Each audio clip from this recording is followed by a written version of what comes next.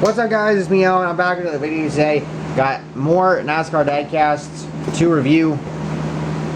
So, obviously, courtesy of Circle B Diecast. And this next one we're going to review, this is a really freaking cool car. It's a throwback diecast. It's one that, with the run that it had, I think some people probably were a little surprised with it. But anyway, that would be Austin Dillon's 2020 American Ethanol Darlington Throwback Chevy, excuse me, for Richard Childress Racing. And what a hell of a run he had in this car at Darlington. Obviously, that race is known for two things. One being Kevin Harvick winning it, and the other being the what happened with Martin Truex Jr., or between Martin Truex Jr. and Chase Elliott, which spilled over into NASCAR Twitter. Really by that of the fans, not necessarily the drivers. But Austin Dillon, I think this kind of gets lost a little bit, is he was challenging to run down Kevin Harvick towards the end of that race. And I think that if he had another lap or two, he might have caught him, and in a couple more laps, maybe could have passed him. So, because that was really the run that he was having. But anyway, let's go ahead and get the diecast out of the box and get on with the review. Obviously, Austin Dillon last year, he got the Texas win. And going into the playoffs, I think a lot of people were like, okay, he has that win from Texas. He held off his teammate. We all know what happened there. But it's not like it's going to amount to much in the playoffs. And then he makes it out of the first round with some pretty damn good runs, I will say. Obviously, the second round didn't go as well. But still, I mean, he got there. So that's what matters. And he did really, for what it's worth, he did pretty well. So front grille screwed up, and the windshield a little caved in on the left side or right based on where you're looking.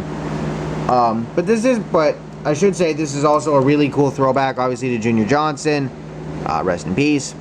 A couple of little decal or little paint flaws there around the Round of 16 logo, and of course there's the race win sticker from Texas last year, which again, that was nice to see Austin Dillon pick up that W. He's won at Daytona, he's won at Charlotte, so it was nice to see him, or Daytona, I should say. He won the Daytona 500. Let's put some respect on that. But of course, it was nice to see him get that W, because he hadn't won a race in a while, and with Richard Childress Racing, they can be hit or miss sometimes. And I think last year, with the speed that Tyler Reddick had, Austin Dillon had some speed. I think it showed that there's a chance that they might be cooking up something there.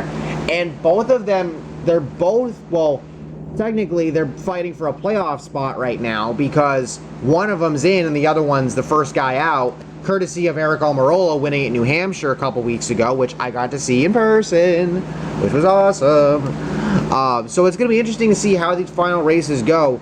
Obviously, Watkins Glen's tomorrow, and then you have the Indianapolis Road Course, and then you have Michigan, and then the Daytona regular season finale. So it will be very interesting to see the dynamics and how things will play out, as there's a full paint flaw there, just to see who will come out on top and who will make the playoffs. Because obviously now, with Almirola winning, there's really only 3 or 4 spots left in the playoffs right now, for drivers that haven't won yet. Keeping in mind, of course, that both Denny Hamlin and Kevin Harvick have yet to win. So, with 4 races left and only a few spots left in the playoffs, I'm not saying that we're going to get to 16 winners, or even 17 for that matter, if we get a new winner for all four of the remaining races. However, I think we might see at least 14 or 15 winners, if I'm being honest here, because Watkins Glen is probably going to go to one of Elliott or Truex Jr. I would like to see somebody surprise there, but we'll see. And then Indianapolis Road Course, unless you ran it in the Xfinity Series last year, none of these guys have experience there. So that's going to be really interesting to see.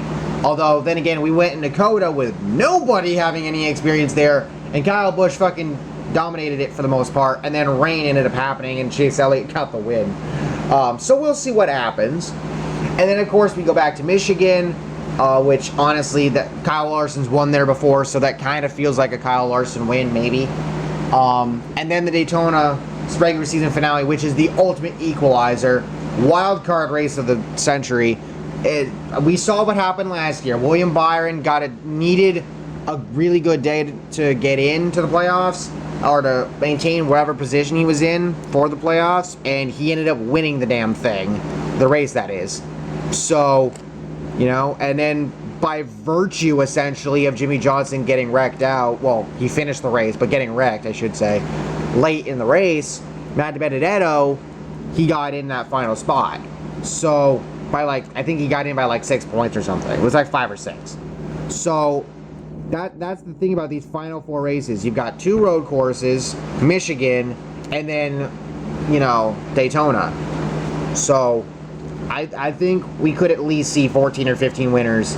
So I think at minimum we get 2 repeat winners through the final 4 races of the regular season. And that's all going to start with Watkins Glen tomorrow. But with all that being said, I really do like this throwback. It's probably one of the better ones that we've seen. Obviously, again, a really nice tribute to Junior Johnson. The car just kind of seems weird, but again, this was what Johnson ran on his car back in the day. So there's that. And once again, we'll just have to see what happens with Austin Dillon, whether or not he'll make it. So thank you all for watching. Hope you all enjoyed. Let me know your thoughts down below, and I'll see y'all next time. Peace.